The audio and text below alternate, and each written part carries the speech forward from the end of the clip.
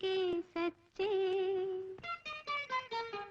बच्चे, मन के सच्चे, सारे जग की आँख के तारे, ये वो नन्हे फूल है जो भगवान को। मैं विष्णु गोपाल, हिंदी अध्यापक, मदर एथेना स्कूल बदायूं।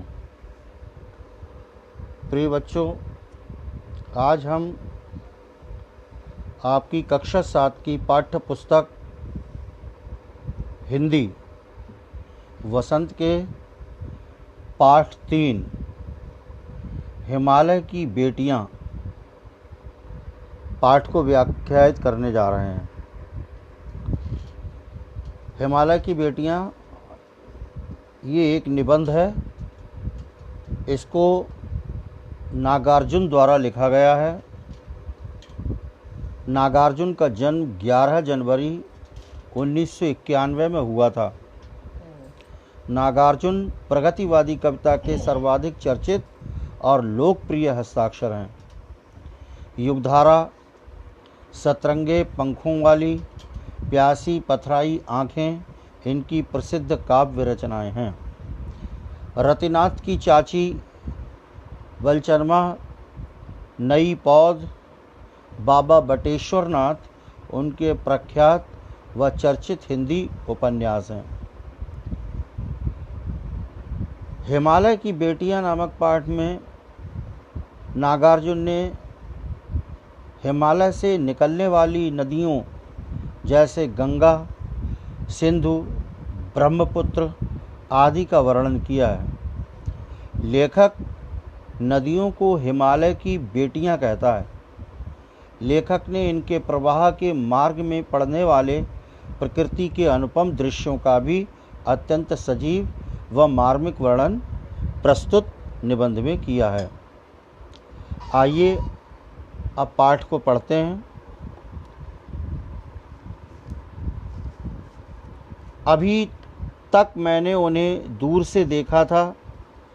बड़ी गंभीर, शांत, अपने आप में खोई हुई लगती थीं। संभ्रांत महिला की भांति वे प्रतीत होती। संभ्रांत माने कुलीन महिला, कुलीन माने किसी कुल से संबंध रखने वाली, खानदानी महिला जिसको हम कह सकते हैं, किसी कुल से संबंध रखने वाली महिला की भांति वे प्रतीत होती थीं। उनके प्रति मेरे दिल में आदर और श्रद्धा भाव थे। माँ और दादी, मौसी और मामी की गोद की तरह उनकी धारा में डुबकियां लगाया करता। परंतु इस बार जब मैं हिमालय के कंधे पर चढ़ा तो वे कुछ और रूप में सामने थीं। मैं हैरान था। हैरान माने आश्चर्य में पड़ा हुआ, चकित था। मैं हैरान था कि यही दुबली पतली गंगा, यही यमुना, यही सतलुज समतल मैदानों में उतरकर विशाल कैसे हो जाती है। इनका उछलना और कूदना, खेल खिलाकर लगातार हंसते जाना, इनकी ये भाव भंगी, इनका यह उल्लास कहाँ गायब हो जाता है मैदान में जाकर। किसी लड़की को जब मैं देखता हूँ, किसी कली पर जब मेरा ध्यान अटक जाता है, तब भी इतना कौतूहल और विस्मय नहीं होता जितना कि इन बेटियों की बाल लीला देखकर। कहाँ ये भागी जा रही हैं? वह कौन लक्ष्य है जिसने इन्हें बेचैन कर रखा है? अपने महान पिता का विराट प्रेम भी अगर इनका हृदय अतृप्त है, अपने महान पिता का विराट प्रेम पाकर भी अगर इनका हृदय अतृप्त है, तो वह कौन होगा जो इनकी प्यास मिटा सकेगा? लेखक कहना चाहता कि पिता की गोद में हर पुत्री अपने आप को बहुत ही सुरक्षित महसूस करती है, बड़ा सुखी महसूस करती है। अगर उसकी गोद में भी प्रेम को पाकर के अतृप्त माने ये तृप्त नहीं होंगी, संतुष्ट नहीं होंगी, तो फिर कौन इनकी प्यास को मिटा पाएगा? कौन बुझा सकेगा? बर्फ़ जली नंगी पहाड़ियाँ, छोटे छोटे पौधों से भरी घाटियाँ, बंधुर आदित्यकाएँ। बंधुर का मतलब है मुकुट, पहाड़ के ऊपर की संभ्रांत भूमि। आदित्यकाएँ माने पहाड़ के ऊपर की संभ्रांत भूमि, सरसब्ज हरी भरी। उपत्यकाएँ भूमि यानी तराई या घाटी जिसको कह सकते हैं उपत्यकाएँ। ऐसा है इनका लीला निकेतन। खेलते खेलते जब ये जरा दूर निकल जाती हैं तो देवदार, चीड़, सरो, चिनार, सफ़ेदा, कैल के जंगलों में पहुंचकर शायद इन्हें बीती बातें याद करने का मौका मिल जाता होगा। कौन जाने बुढ़ा हिमालय, बुढ़ा का मतलब बूढ़ा, बुजुर्ग हिमालय, अपनी इन नटखट बेटियों के लिए कितना सिर धुनता होगा। बड़ी बड़ी चोटियों से जाकर पूछिए तो उत्तर में विराट मौन के सिवाय उनके पास और रखा ही क्या है।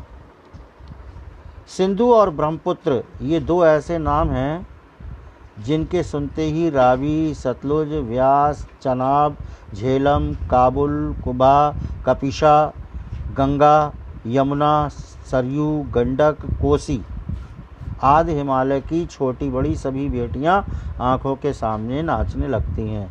ये सारे नदियों के नाम हैं बच्चों। वास्तव में सिंधु और ब्रह्मपुत्र स्वयं कुछ नहीं है। दयालु हिमालय के पिघले हुए दिल की एक एक बूंद न जाने कब से इकट्ठा होकर इन दो महानदों के रूप में समुद्र की ओर प्रवाहित होती रही है। कितना सौभाग्यशाली है वो समुद्र जिसे पर्वतराज हिमालय की इन दो बेटियों का हाथ पकड़ने का श्रेय मिला।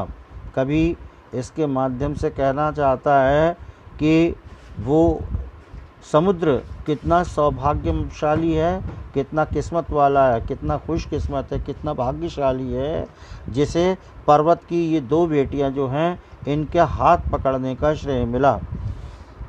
जिन्होंने मैदानों में ही इन नदियों को देखा होगा उनके ख्याल में शायद ही ये बात आ सके कि बूढ़े हिमालय की गोद में बच्चियां बनकर ये कैसे खेला करती हैं। माँ बाप की गोद में नंग धड़ंग होकर खेलने वाली इन बालिकाओं का रूप पहाड़ी आदमियों के लिए आकर्षक भले न हो, लेकिन मुझे तो ऐसा लुभावना प्रतीत हुआ वह रूप कि हिमालय को ससुर और समुद्र को उसका दामाद कहने में कुछ भी झिझक नहीं होती। कभी कहना चाहता है इतना सुंदर दृश्य, इतना लुभावना प्रतीत हुआ कि उसका कहना है कि हिमालय को उनका ससुर और समुद्र को दामाद कहने में भी उसको कोई झिझक माने संकोच उत्पन्न नहीं हुआ। कालिदास के व्रही यक्ष ने अपने मेघदूत से कहा था वेत्रवती, ये नदी का नाम है। वेत्रवती संस्कृत नाम और हिंदी में उसको वेतवा नदी के नाम से जाना जाता है। वेतवा नदी को प्रेम का प्रतिदान देते जाना। तुम्हारी वह प्रेयसी माने प्रेम करने वाली तुम्हें पाकर अवश्य ही प्रसन्न होगी। ये बात इन चंचल नदियों को देखकर मुझे अचानक याद आ गई और सोचा कि शायद उस महाकवि को भी नदियों का सचेतन रूप पसंद था। दरअसल जो भी कोई नदियों को पहाड़ी घाटियों और समतल आंगनों के मैदानों में जुदा जुदा शक्लों में देखेगा वह इसी नतीजे पर पहुंचेगा। काका कालेलकर ने नदियों को लोक माता कहा है। लेखक के द्वारा नदियों को लोक माता कहा गया, संसार की माता। किंतु माता बनने से पहले यदि हम इन्हें बेटियों के रूप में देख लें तो हर्ज ही क्या है। लेखक ने माता के अतिरिक्त इनको बेटियों के रूप में भी दर्शाने का प्रयास किया है। और थोड़ा आगे चलिए, इन्हीं में अगर हम प्रेयसी की भावना करें तो कैसे रहेगा। ममता का एक और भी धागा है जिसे हम इनके साथ जोड़ सकते हैं। बहन का स्थान कितने कवियों ने इन नदियों को दिया है। एक दिन मेरी भी ऐसी भावना हुई थी। थो लिंग तिब्बत की बात है। मन उछट गया था, तबीयत ढीली थी। सतलज के किनारे जाकर बैठ गया। दोपहर का समय था। पैर लटका दिए पानी में। थोड़ी देर में उस प्रगतिशील जल ने असर डाला। तन और मन ताज़ा हो गया। तो लगा मैं गुनगुनाने। कवि इन पंक्तियों के माध्यम से क्या कहना चाहता है? जय हो सतलुज बहन तुम्हारी, लीला अचरज बहन तुम्हारी, हुआ मुदित मन हटा कुमारी, जाऊं मैं तुम पर बलिहारी। तुम बेटी यह बाप हिमालय, चिंतित पर चुपचाप हिमालय, प्रकृत नटी के चित्रित तट पर, अनुपम अद्भुत छाप हिमालय, जय हो सतलुज बहन तुम्हारी।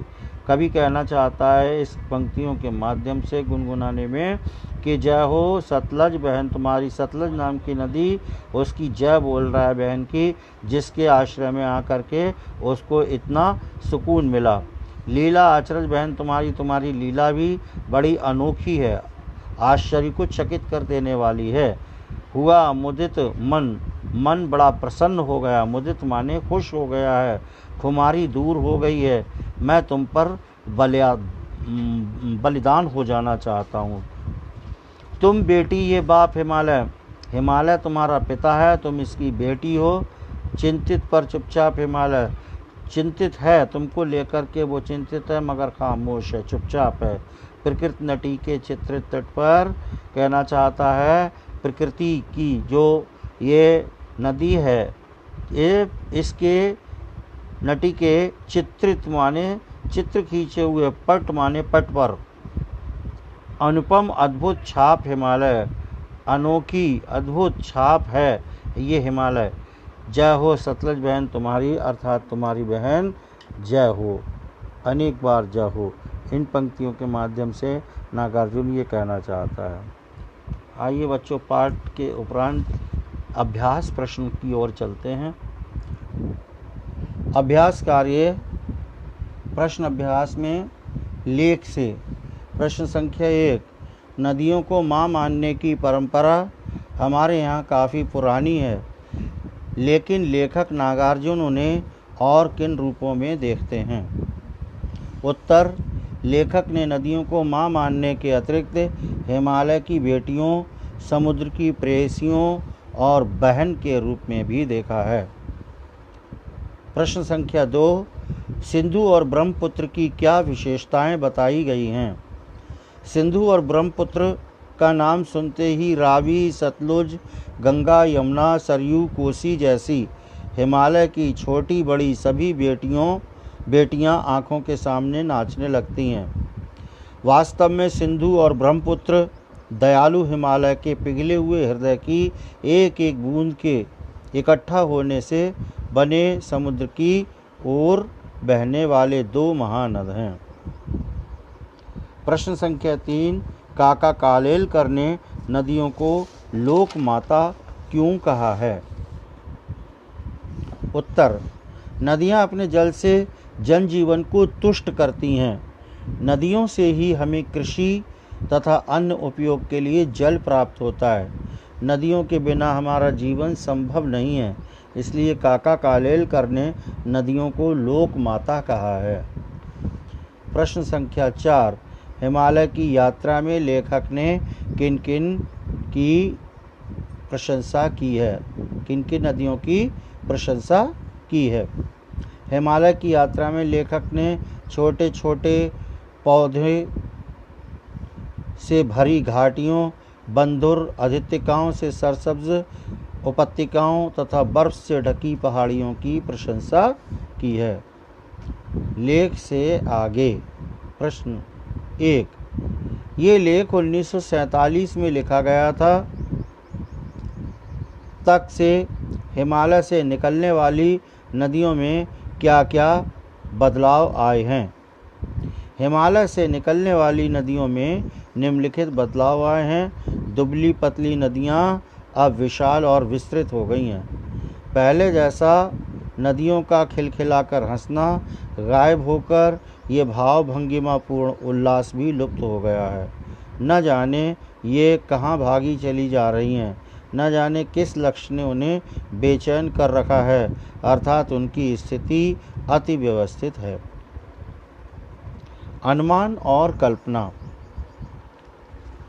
प्रश्न, अनुमान और कल्पना का प्रश्न संख्या 1, लेखक ने हिमालय से निकलने वाली नदियों को ममता भरी आँखों से देखते हुए उन्हें हिमालय की बेटियां कहा है। आप उन्हें क्या कहना चाहेंगे? नदियों की सुरक्षा के लिए कौन कौन से कार्य किए जा रहे हैं? नदियों से होने वाले लाभों के विषय में लिखिए। जानकारी प्राप्त करें और अपना सुझाव भी दें। अनुमान और कल्पना।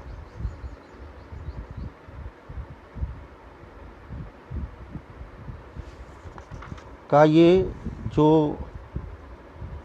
प्रश्न है इसमें हमको 10 पंक्तियाँ लिखनी है। मानव जाति के विकास में नदियों का महत्वपूर्ण योगदान रहा है। मानव ने नदी के किनारे पहली बार बसना शुरू किया। नदी के किनारे ही उसने खेती करना शुरू किया। नदियाँ आवागमन तथा व्यापार का माध्यम बनी। आधुनिक युग में भी नदियों से नहरें निकालकर गांव में यह साधन उपलब्ध कराए जाते हैं। नदियों के पानी से बिजली भी बनती है। नदियों से हमें अनेक रोजगार प्राप्त होते हैं। नदियों ने आधुनिकीकरण में अपना भरपूर योगदान दिया है। संसार की बहुत सी नदियाँ हमारी श्रद्धा और आस्था का केंद्र हैं। धन्यवाद।